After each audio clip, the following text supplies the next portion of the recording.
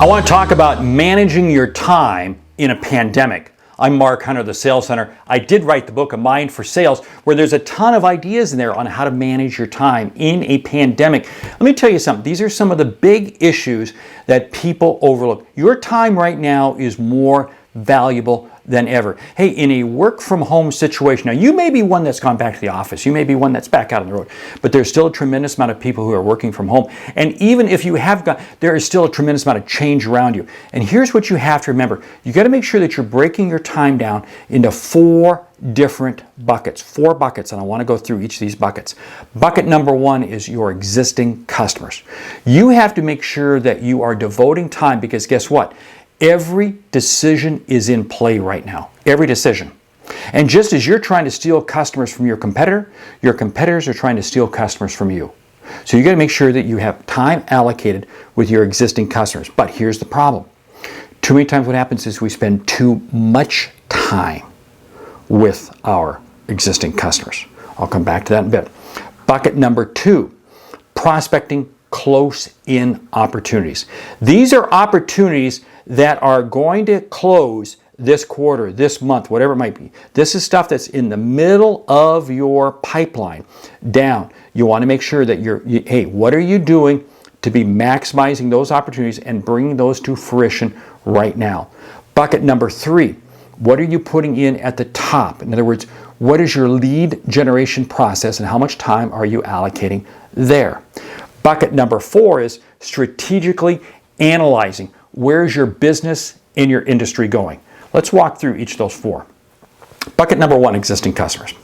It's very easy for us to become fixated on just taking care of existing business. That's customer service. Now, I want to be focused on existing customers, because I want to get incremental business. You know, who are the other divisions? Who are the other people? Where are the other I want to be continuously asking myself, how do I serve them at a deeper level than I am currently? And I got to make sure that I'm asking those questions and continuously be challenging myself that I don't just get caught up doing customer service. Bucket number two, those that are midway in your pipeline and down. Okay, how can I close them now, and what time should I be allocating? Here's what I say.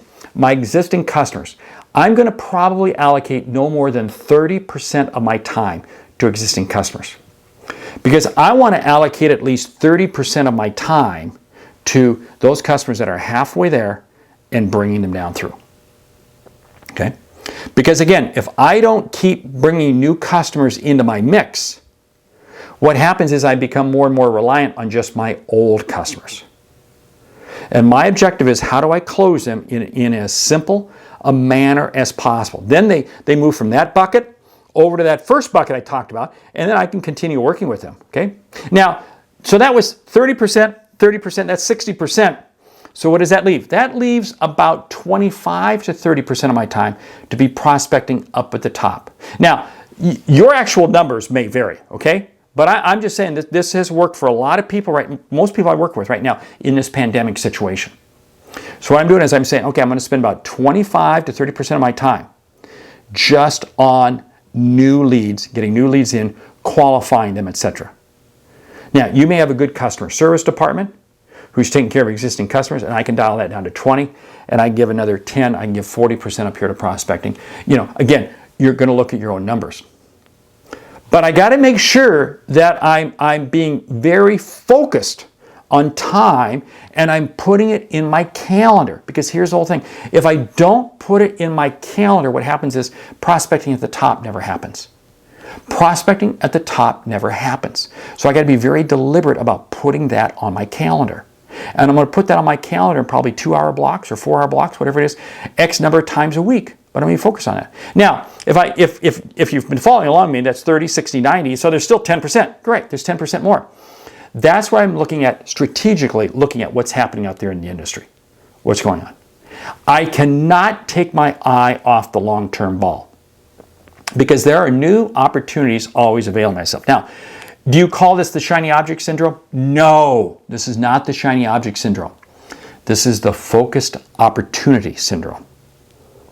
In other words, what I'm looking for is where the focused opportunity, where are the opportunities that are developing that I can get to ahead of time. And this may be focused opportunities that I may be able to take to existing customers. I might be able to use it to get new leads, but I'm always spending 10% of my time looking beyond. This is the way you manage your time as a salesperson in the middle of a pandemic.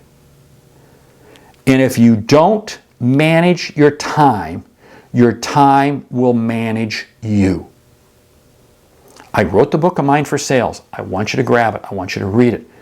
I go through 10 things in here as to how to start your week off. And I really encourage you, because Mondays is your best day of the week.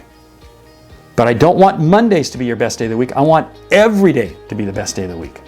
I'm Mark Hunter, the Sales Center. Great selling.